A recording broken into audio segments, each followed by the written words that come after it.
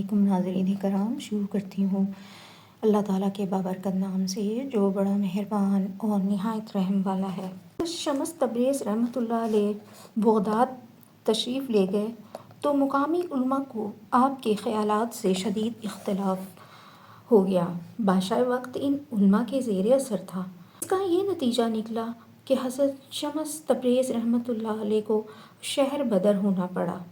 ابھی آپ بغداد کی حدود سے نکلے ہی تھے کہ اچانک بادشاہ کا بیٹا بیمار پڑا اور دوسرے دن مر گیا۔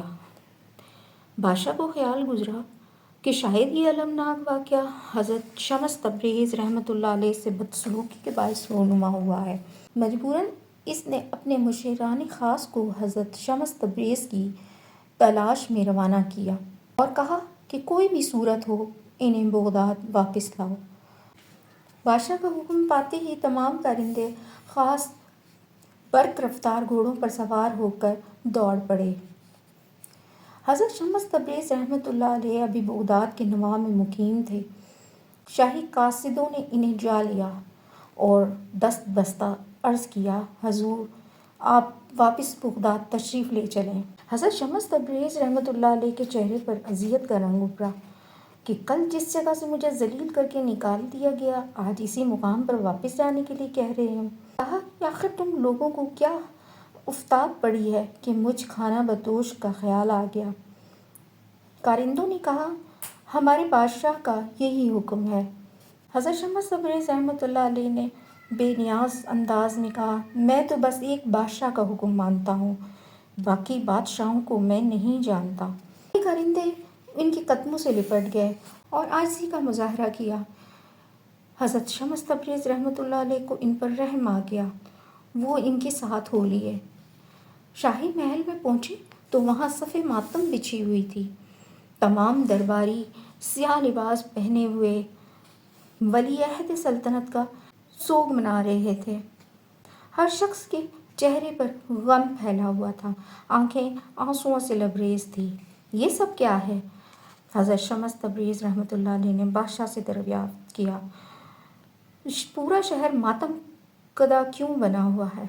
کچھ دن پہلے جب میں یہاں سے گیا تھا تو بغداد کیف و نشاط میں جھوم رہا تھا، لیکن اب قبرستان جیسا سناٹا ہے۔ بادشاہ نے کوئی جواب نہیں دیا، خاموشی سے حضرت شمس تبریز کو لے کر ایک کمرے میں اپنے بیٹے کی لاش کے پاس لے گئے۔ یہ میرے جوان مرد بیٹے کی میت ہے، بادشاہ نے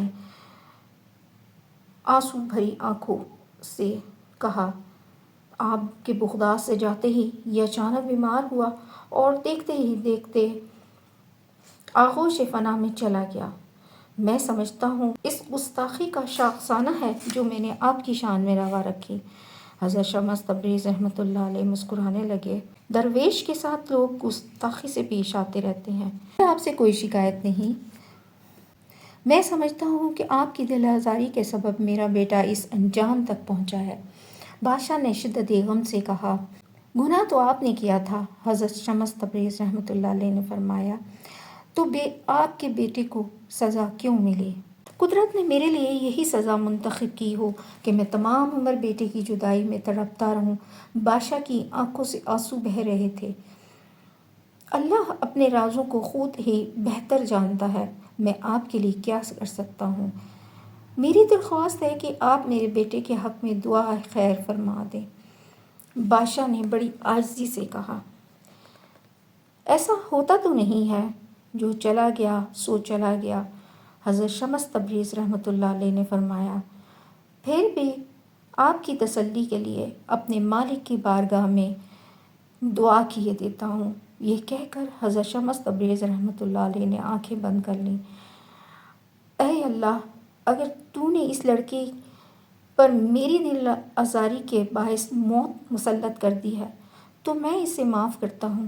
تو بھی اس عاجز بندے محمد شمس الدین کی خاطر اپنے بے مثال فضل و کرم کا مظاہرہ کر اور اس بچے کو معاف فرما دے۔ ابھی ایوان شاہی کے کمرے میں حضرت شمس تبریز رحمۃ اللہ علیہ کے الفاظ کی گونج باقی تھی کہ شہزادے کے جسم کو جنبش ہوئی اور وہ اپنے بستر پر اٹھ کر بیٹھ گیا۔ اور حیرت زدہ نظروں سے چاروں طرف دیکھنے لگا۔